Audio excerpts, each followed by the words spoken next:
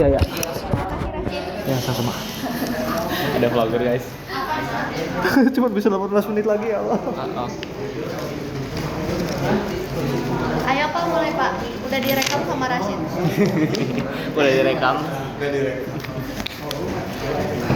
dulu Pak, jadi nggak tahu Pak itu buat Pak Iwan tuh hari Jumat itu.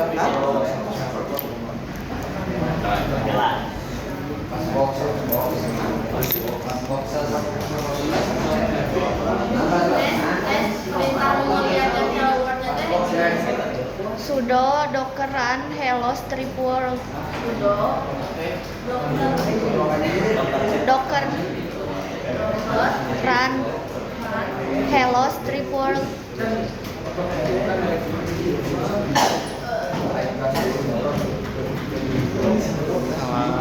Kalau nego pakai sudo enggak? Pakai. Aisyah terus mana jalan dulu. Aku waktu itu diputus sih. Waktu itu sih berarti aku tahu udah terlihat. Kita biasanya akan menginstal sistem operasi dulu ya, sama halnya seperti kalau kita kemarin belajar Debian kan di awal kita nginstal gitu ya, tapi kan kalau berikutnya kita nge-import OVA gitu ya, tapi sebetulnya pada prinsipnya sama gitu, itu sama-sama menggunakan sistem operasi gitu ya untuk di VM. Nah kemudian berikutnya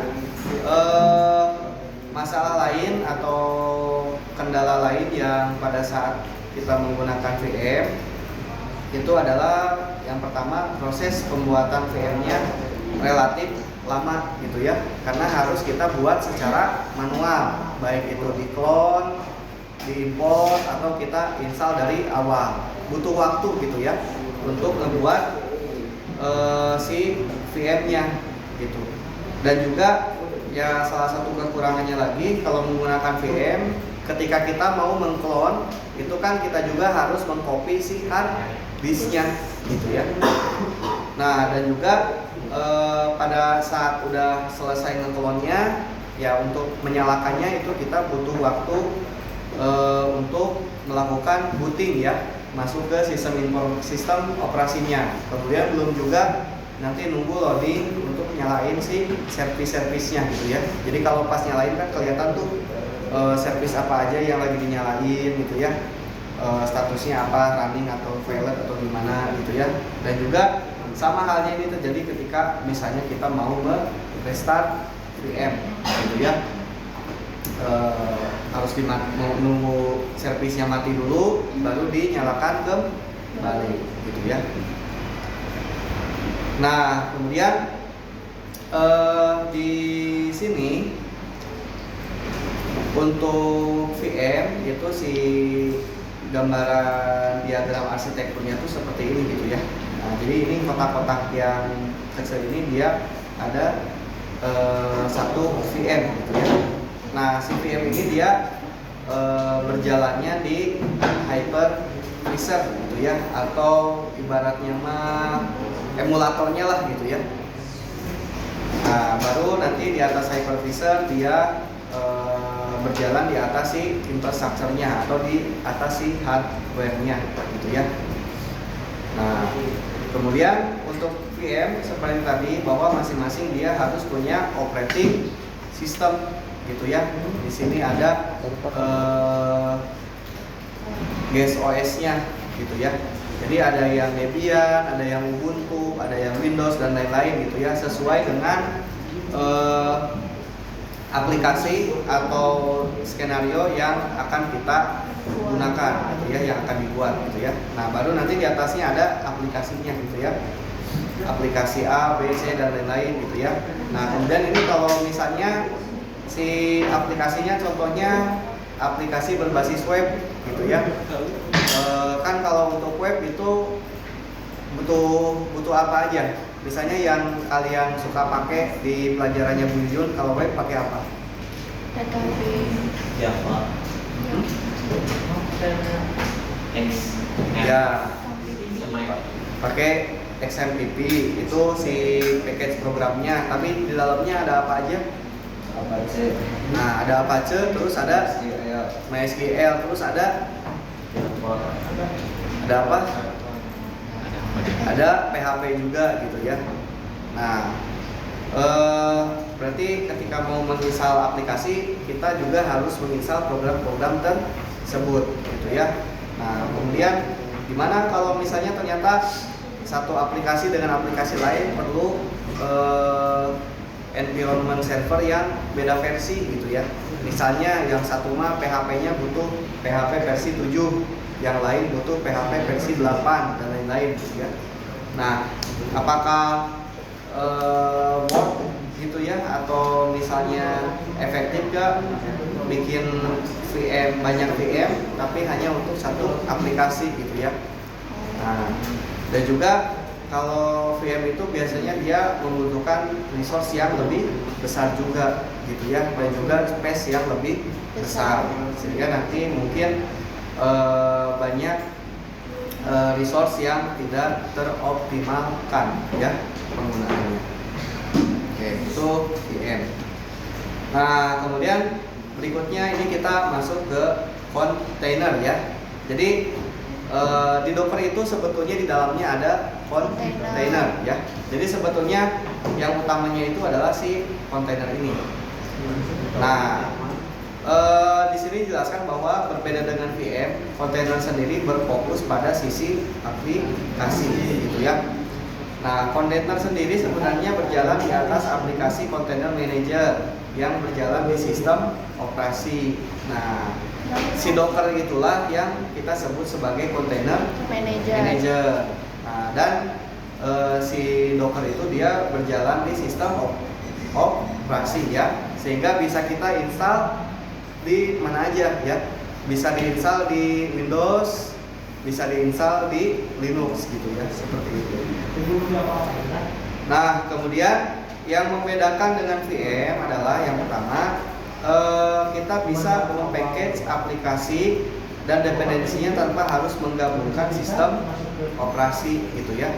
Jadi kita bisa kayak semacam bikin apa ya, bikin paket aplikasi gitu ya. Misalnya untuk web SMK 4. Nah, kita tahu bahwa web itu butuh Apache, butuh PHP, butuh MySQL, misalnya seperti itu. Nah, si Apache, PHP, MySQL sama si file webnya itu kita bikin satu paket gitu ya. Nah, sehingga kalau misalnya kita butuhkan untuk dinyalakan, kita tinggal manggil si satu paket itu aja. Oh, karena kalau dinyalainnya satu semuanya udah ikut nyala. Ya, betul, seperti itu. Jadi nanti lebih advance-nya lagi ada config di dalamnya gitu ya. Nah, kemudian di sini kontainer akan menggunakan sistem operasi host di mana kontainer manajernya berjalan. Oleh karena itu, kontainer akan lebih hemat resource dan lebih cepat jalannya karena tidak butuh sistem operasi sendiri gitu ya. Nah, jadi beda dengan tadi VM. Kalau VM kan kita menginstal si OS-nya di si VM-nya gitu ya. Jadi seolah VM kita punya komputer baru, dan komputer baru itu kita install OS gitu ya. Nah, tapi kalau kontainer dia OS-nya pinjem gitu ya. Berarti Jadi nggak perlu install. nggak perlu diinstal. Karena udah ada. Udah ada, betul. Jadi si kontainernya untuk bisa terhubung ke hardware, dia nembeng ke OS yang ada di si Laptop komputer hostnya atau di si servernya, seperti itu. Nah, kemudian di sini ya, karena tadi si kontainer itu nggak perlu OS gitu ya. Nah, ukuran kontainernya jauh lebih kecil gitu ya, hitungannya megabyte. Nah, beda kalau sama VM dia sampai gigabyte gitu ya, karena filenya cukup besar ya. Misalnya contoh yang suka kita pakai Debian 11 yang CLI aja udah 1,7 ya kalau nggak salah, yang WIN-nya 2 giga sekian gitu ya, cukup besar gitu, makanya hard disk-nya pada penuh gitu ya. Nah, Kemudian berikutnya, nah di sini untuk diagram arsitekturnya. Nah, jadi untuk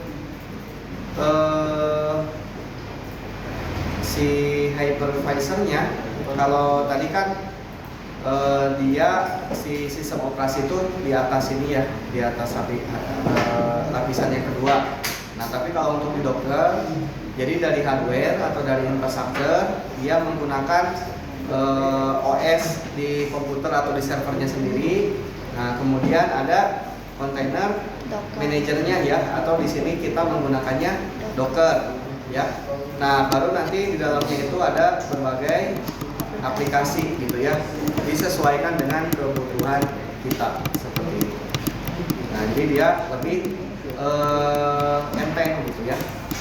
Nah, tapi keunggulannya lagi di sini antara aplikasi 1, 2, 3, 4 dia karena punya kontainer atau punya wadah sendiri, jadi dia terisolasi gitu ya. Maksud terisolasi itu gak akan saling mengganggu.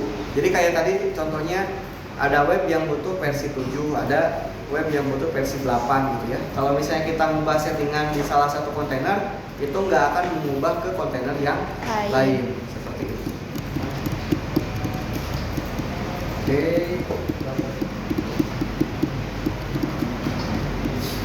Nah, kemudian kita masuk ke penjelasan tentang Docker ya.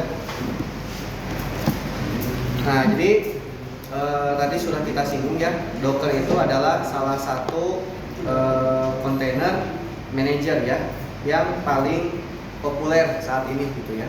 Jadi hampir kebanyakan gitu ya kontainer yang digunakan itu dia menggunakannya Docker. Meskipun sih ada beberapa bawaan dari Proxmox itu OpenVC gitu ya, atau apa gitu saya lupa. Nanti saya lihat lagi. Dan kemudian untuk Docker ini dia masih tergolong baru ya, baru ada sekitar tahun 2013 gitu ya. Ya meskipun sih kalau ke sekarang berarti udah hampir 11 tahun ya. Ya cuman masih tergolong baru sih. Nah, kemudian di sini Docker juga dia bentuknya free dan open source ya, si license-nya. Jadi bisa kita bebas gunakan. Meskipun ada beberapa fitur yang juga dia sifatnya premium gitu ya. Jadi kalau misalnya kita butuh support yang lebih maksimal gitu ya, nah itu bisa kita memanfaatkannya. Tapi kalau untuk belajar dan sebetulnya untuk penggunaan yang real juga sih udah tercover gitu ya oleh yang open source-nya. Nah, kemudian ini kita masuk ke arsitektur Docker ya. Nah, untuk Dockernya sendiri ini dia arsitekturnya atau sistem kerjanya itu dia client server ya. Jadi pada saat kita install Dockernya itu tanpa sadar kita menginstal dua bagian, yang satu bagian client, yang satu lagi bagian servernya. Nah, jadi untuk bagian servernya itu adalah bagian yang nanti akan menyimpan si kontainer atau aplikasi yang kita jalankan. Nah, kemudian si kliennya, nah kalau misalnya kita menggunakan command line, nah itu adalah si kliennya gitu ya. Jadi kliennya menggunakan perintah-perintah command line gitu ya. Jadi nah sehingga karena dia cara kerjanya itu client server, nah kita bisa menggunakan aplikasi lain gitu ya untuk memanage si Dockernya. Nah nanti itu berikutnya lagi gitu ya. Nah nanti ini si Docker kliennya itu akan berkomunikasi dengan Docker daemon ya atau servernya gitu ya. Nah saat menginstal Docker biasanya dalamnya sudah terdapat Docker client dan Docker daemon ya. Nah kemudian di sini untuk Docker client dan Docker daemon itu bisa berjalan di satu sistem yang sama. Dan kemudian Docker client dan Docker daemon itu berkomunikasi menggunakan REST API ya. Jadi ini REST API ini sistem komunikasi lewat protokol HTTP atau HTTPS ya. Nah, oke, kemudian, nah di sini bentuknya seperti ini gitu ya. Jadi ketika kita memasukkan perintah, misalnya docker build atau docker pull atau dockeran, nah itu sebetulnya kita masuk ke kliennya si docker ya. Nah, baru nanti dari perintah ini dia akan nyambung ke docker host ya, atau si server dockernya ya. Nah, di dalam docker host ini ada docker daemon yang dia bekerja untuk mengatur kontainer, image, dan semua fungsi lain yang ada di dalam docker ini supaya bisa berjalan dengan baik gitu ya. Nah, dan juga nanti ketika misalnya kita ngambil image ya, jadi image itu kayak apa ya, anggaplah image itu sebagai mentahannya kontainer gitu ya, mentahan yang nanti akan diinstal menjadi kontainer gitu ya. Nah, jadi si image itu dia dapatnya dari registry gitu ya. Jadi registry itu kayak semacam apa ya, repositorinya image Docker lah gitu. Nah, jadi kalau misalnya kayak kita sama seperti kayak kita install aplikasi di Debian. Nah, jadi kan pada saat misalnya kita apt get install bin 9 misalnya gitu ya, itu kan kita download dari repository gitu ya untuk diinstal di si Debian-nya. Nah, ini Docker juga sama. Jadi pada saat kita membutuhkan atau kita mau membuat satu aplikasi di dalam sebuah kontainer, misalnya kita butuh aplikasi Nginx gitu ya. Nah, di Docker host-nya itu atau di server kita itu belum ada si image-nya atau belum ada mentahannya gitu ya. Nah, nanti si image-nya itu kita download dari registry ya. Nah, kemudian ketika download di registry, nanti dari image ini dia akan di running sebagai container gitu ya. Nah, nantilah yang akan diakses oleh kita aplikasi yang sudah ada di dalam kontainernya. Oke. Nah, kemudian ini langkah-langkah untuk menginstall